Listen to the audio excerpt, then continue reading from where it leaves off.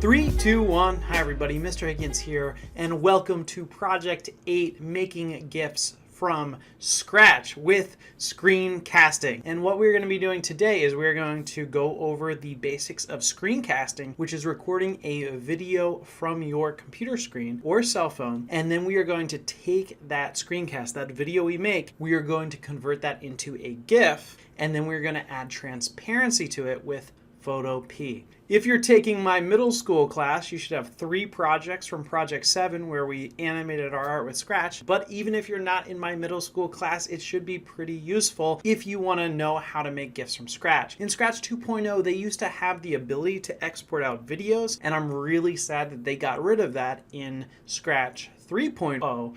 But this is kind of a workaround where you can export out videos and export out GIFs of your Scratch coding projects. Because when you're coding and making animations, one of the most important things is to show it off to the people you care about, and that this is a process to kind of help you do that. So in part 1, we are going to focus on turning our Scratch projects into GIFs. I'm going to use the Screencaster Nimbus. There are some alternatives. If you have OBS or Screencastify or Screencast-O-Matic, those are the big names. Nimbus is just super easy because it is a Chrome app, and that means that you don't need to install it. You don't necessarily even need permission. So if you're at a library or something like that, you can just install it on there, or if you're on a Chromebook, you can install it there. And then EasyGIF is an old school website, but it works pretty well. So I'm going to focus on turning our screencasts into GIFs with EasyGIF. There's some new websites I haven't tried out. Vidio and Capwing both look pretty promising, both where you can import video, crop video, and export out a GIF from that. So I'm going to show the process I've used to make GIFs from scratch.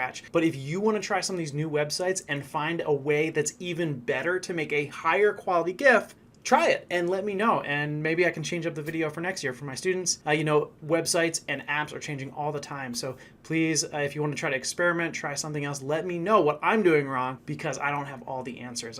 I got a bit of knowledge, but I'm sure that if I have hundreds and hundreds of students trying this project out, you'll probably find a better solution than I'm showing off here. So you should have 3 projects from Project 7 of your Scratch animation. It should look something like this. You have your special effects. You can keep your background if you want for part 1 of this project, although in part 2, when we add transparency, I'm going to ask you to take that background out.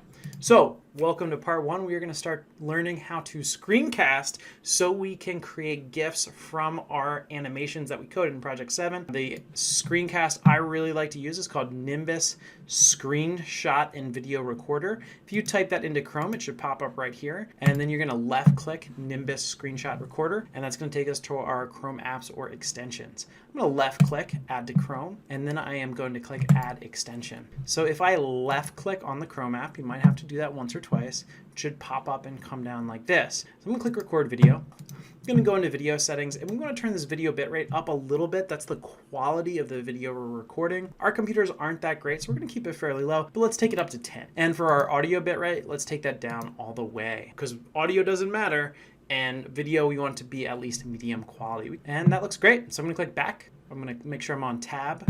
I'm going to navigate to my Scratch project. I can press play.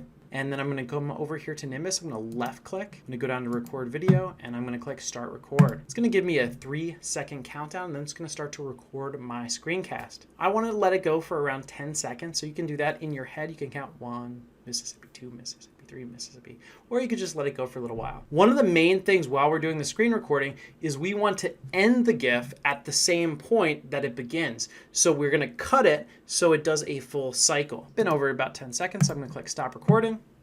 And then Nimbus is going to pop up, and it's going to give us the option to download our video. And that's what we're going to do. We're going to click Save Video. And we are going to navigate to our Zero Computer Science folder, create a new folder, and do Project 8, making GIFs. I'm going to double click in there, and I'm going to save my web. It should be a WebM file, and I'm going to save that.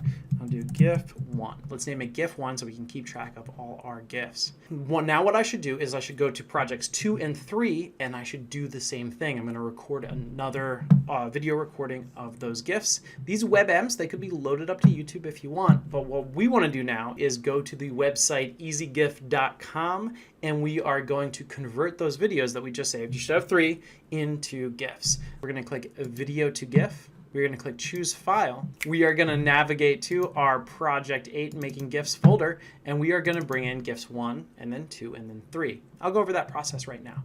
I'm going to left click to upload video. It's kind of an old school website, so it might take a little while. Here's our start time and our end time. So this is going to be how long our gift is. So when we press play, I talk about scrubbing on YouTube a little bit in class. Notice, so this clip is 23 seconds. I'm going to start here. Notice it's a purple on the inside and red on the outside. So I'm going to click use current position, and then I'm going to slowly click forward. And I want to find a place, I could let it play too, where it's purple on the inside and red on the outside. This looks fairly similar to that start point, so I'm going to click use current position. This makes my clip around 6 or 7 seconds, which seems pretty good. And then I'm gonna click size. It says up to 600 is where it starts. I'm gonna click up to 800, make it as high quality as possible. Now with GIFs, if your start time and end time exceeds 10 seconds, you won't be able to do 25. If your clip is longer, you can go down to 20 FPS, frames a second, or 10 FPS. And what that is that is just how smooth the animation is.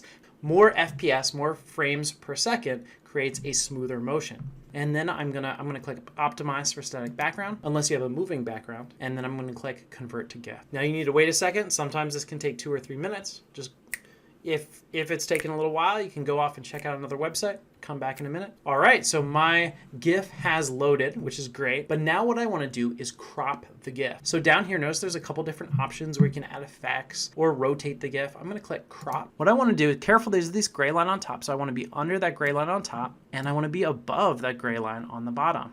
If you wanted to make this square, you could click it down here, and that would set that to a 1:1 aspect ratio. The sides and the top and bottom are the same spacing, same amount of pixels. You can also just wait and get close. Just be careful not to get the gray lines on the top and bottom inside your cropped GIF. Now I'm going to click crop image.